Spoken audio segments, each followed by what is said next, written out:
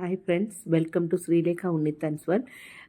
ഇന്ന് നമ്മൾ പ്രിയങ്കയുടെ ഒരു സ്പെഷ്യലായിട്ടുള്ള മുട്ടക്കറിയാണ് ഉണ്ടാക്കുന്നത്. ഇപ്പോൾ ഓഫീസിൽ നിന്ന് വന്നു, പെട്ടെന്ന് വൈകിട്ടത്തേക്കുള്ള മുട്ടക്കറിയും ചപ്പാത്തിയും ഉണ്ടാക്കാൻ വേണ്ടി പ്രിയങ്ക മുട്ടക്കറി ഉണ്ടാക്കാൻ തുടങ്ങുകയാണ്. മുട്ടക്കറി ഉണ്ടാക്കാൻ വേണ്ടിയിട്ട് ഒരു കടയെ വെച്ചു. അതിൽ 3.5 ടേബിൾ സ്പൂൺ ഓയിൽ ഒഴിച്ചു. അതിൽ 1/2 ടീസ്പൂൺ കടുകും 1/2 ടീസ്പൂൺ ജീരകവും ഇട്ടു. അതൊന്ന് പൊട്ടി വന്നു. അപ്പോൾ ഒരു മീഡിയം സൈസ് സവാള അരിഞ്ഞു വെച്ചിട്ടുണ്ട്, അത് അതിലേക്ക് ചേർത്ത് കൊടുത്തു. അതിൻ്റെ കൂടെ തന്നെ ഒരു മീഡിയം സൈസ് ടൊമാറ്റോയും കൂടെ അരിഞ്ഞു വെച്ചിട്ടുണ്ട്.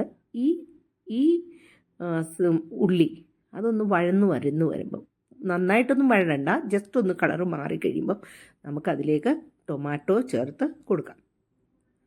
പക്ഷെ ടൊമാറ്റോ കൊണ്ട് നന്നായിട്ട് വഴന്ന് കിട്ടണം.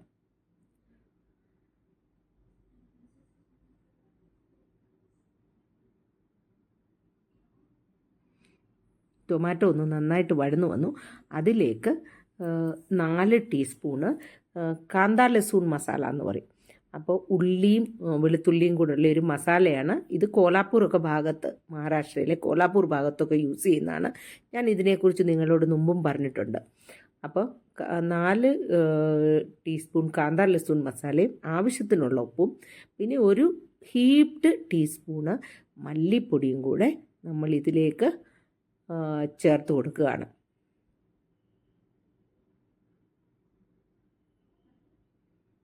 ഇനി ഇതിൻ്റെ പച്ചപ്പൊക്കെ മാറണം.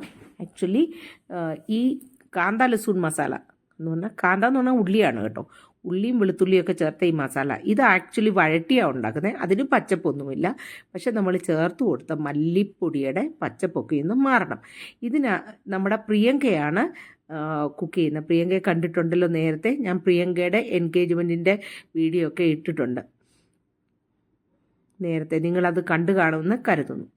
അപ്പോൾ ഈ മസാലയൊക്കെ ഒന്ന് നന്നായിട്ട് മൂത്ത് വരുമ്പോൾ വേണമെന്നുണ്ടെങ്കിൽ നമുക്കിതിലിട്ട് അല്പം ചുമന്ന മുളകിൻ്റെ പൊടി, വെറും മുളക് പൊടി അതുകൂടെ ചേർത്ത് കൊടുക്കാം. അപ്പോഴാണെങ്കിൽ ഒരു കളറൊക്കെ കിട്ടും. നമ്മൾ 1 ടീസ്പൂണ് മുളക് പൊടി ചേർത്ത് കൊടുക്കുകയാണ്, ജസ്റ്റ് ഒരു കളറിന് വേണ്ടി. അത്യാവശ്യം എരിവ് ഈ കാന്താ ലസൂൺ മസാലയ്ക്കുണ്ട്. വളരെ ടേസ്റ്റി ആയിട്ടുള്ളൊരു മസാലയാണ്. ഓൺലൈനിലൊക്കെ കിട്ടും, നിങ്ങൾക്ക് വേണമെന്നുണ്ടെങ്കിൽ മേടിക്കാം. അപ്പോൾ ഇതിലേക്ക് നമ്മൾ ഇനി ഇപ്പോൾ തേങ്ങ അരച്ച് ഒക്കെ ചേർക്കണമെന്നുണ്ടെങ്കിൽ, തേങ്ങ ഇടണമെന്നൊക്കെ ഉണ്ടെങ്കിൽ, ഇവിടെ ഞങ്ങൾ വല്ലപ്പോഴും മഞ്ഞളിട്ട് കൊടുത്തു. മഞ്ഞൾ ആദ്യം ഇട്ടില്ലായിരുന്നു. നമ്മൾ ആക്ച്വലി വല്ലപ്പോഴുമാണ് കുക്ക് ചെയ്യുന്നത്. അപ്പോൾ ഇവിടെ തേങ്ങ അരയ്ക്കാനുള്ള സംവിധാനമൊന്നുമില്ല. അങ്ങനെയുള്ളപ്പോൾ ഞങ്ങൾ ഈ റെഡിമെയ്ഡായിട്ട് കിട്ടുന്ന തേങ്ങയുടെ പൊടി അതാണ് യൂസ് ചെയ്യുന്നത്. അപ്പോൾ ഈ തേങ്ങയുടെ പൊടി ഒരു 3 ടേബിൾ സ്പൂൺ അപ്രോക്സിമേറ്റ് അതാണ് ചേർത്ത് കൊടുക്കുന്നത്. കുടഞ്ഞിടുകയാണെങ്കിലും അത്രേ ചേർക്കുന്നുള്ളൂ. അപ്പോൾ ഇത് ഞങ്ങൾ ഇവിടുന്ന് ഡിമാർട്ടിൽ നിന്ന് ഇങ്ങനെ റെഡിമെയ്ഡായിട്ട് കിട്ടുന്ന ഇതാണ്. പാക്കറ്റ് കണ്ടില്ലേ, തേങ്ങയുടെ പൊടിയാണ്. അത് ചേർത്ത് കൊടുത്തു. ഈ തേങ്ങാപ്പൊടി നന്നായിട്ട് ഒന്ന് വറുത്ത് എടുക്കുന്ന പോലെ കുറച്ച് നന്നായിട്ട് ചൂടാക്കി, അതിൻ്റെ പച്ച ഇതൊക്കെ ഒന്ന് പോകുന്നവരെ നന്നായിട്ട് ചൂടാക്കി എടുക്കണം. നമ്മളിത് ഈ വെളുത്തുള്ളി ഇട്ടിട്ടില്ല. അതിന് പകരം ഈ കാന്താ ലസൂൺ മസാലയിൽ ഓൾറെഡി വെളുത്തുള്ളി ഉള്ളത് കൊണ്ടാണ് നമ്മളിത് ഈ വെളുത്തുള്ളി ഇടാത്തത്. അപ്പോൾ ഇതിലേക്ക് കുറച്ചൊരു വെള്ളം ഒന്നൊഴിച്ച് കൊടുക്കുകയാണ്. ഈ മസാലയെ ഒന്നും അടി പിടിക്കാതെ അത് ഒരുവിധം നന്നായിട്ട് വഴന്ന് എണ്ണ തെളിഞ്ഞ് വരണം. എന്നിട്ടാണ് ബാക്കിയുള്ള വെള്ളം നമ്മൾ ആഡ് ചെയ്യുന്നത്.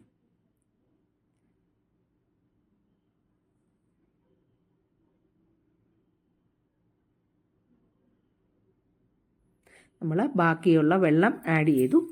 അത്യാവശ്യത്തിന് ഉള്ള കറിക്ക് ചാറിന് വേണ്ടത്ര വെള്ളം നമ്മൾ ആഡ് ചെയ്യണം.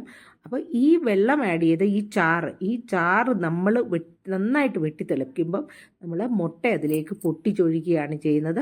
കാരണം നമ്മൾ ഈ മുട്ട പുഴുങ്ങുന്നൊന്നുമില്ല, ഡയറക്റ്റായിട്ട് പൊട്ടിച്ചൊഴിച്ചിട്ട് ആ മുട്ട ഇങ്ങനെ ചാറിക്കിടന്ന് വേവുകയാണ് ചെയ്യുന്നത്.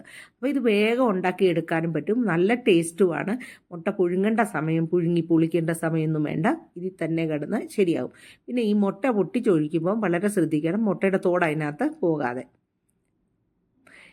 മുട്ടയെല്ലാം നമ്മൾ 4 മുട്ട പൊട്ടിച്ചൊഴിച്ചു. ഞാനും പ്രിയങ്കയും മാത്രമേ ഇവിടെ മുട്ടക്കറി കഴിക്കത്തുള്ളൂ.